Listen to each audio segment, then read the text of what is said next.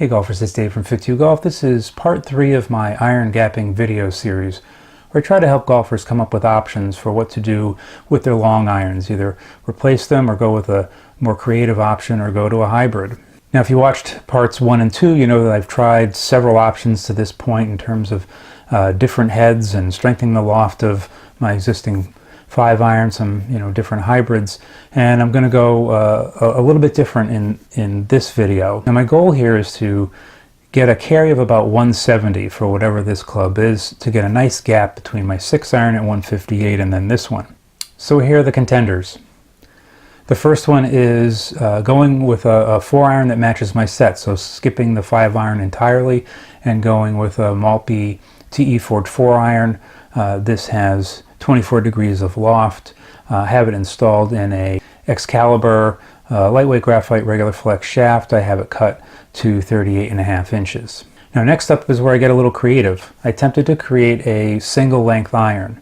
I went with the Maltby KE4S because it makes it easy to add weight to bring this up to, basically I got it up to the same weight as a 6-iron head would be. Given the weight, I cut this at roughly a 6-iron head weight at 37.5 inches. I installed it in an Apollo Aculite 95 gram shaft. This is dead on regular when I put it in the frequency meter, and the head has 23 degrees aloft. And then finally I went with another hybrid, this time a 25 degree. Like the last one, this is not well fit to me. This is another Cobra baffler with a light flex Fujikura motor shaft in it. This is 25 degrees draw biased head. It's cut to 39.5 inches. Alright, so I'll put up some swings of each one. Excuse the camera angle and the lighting. It was rainy at the range and I had to go inside. First up was the TE4. With this I was getting a carry of 166, but not great dispersion. I'd say average front to back. The KE4S pseudo single length, I was getting 167, very consistent and really straight. This was a lot of fun to hit that shorter length. And then finally the baffler, you can see me lining up here that I'm aiming way right because the ball draws so much. But with this I was getting a carry of 173, very high ball flight.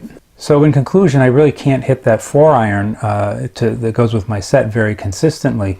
I was hitting the pseudo single length 4-iron rather well, very straight, really consistent yardages. It felt great, so I'm going to put that in my bag for a while and see how that goes. The only issue with that is, it's not designed to be single length, and so I was getting some kind of low ball flight, maxing out at around 80 feet, and so that's something that's going to run. It's not probably going to hold the green, but there are applications in my game for a club that'll do that. I'm also going to build another 25 degree hybrid, but one that's fit to me, and maybe I can get that yardage down from 173 to around 170.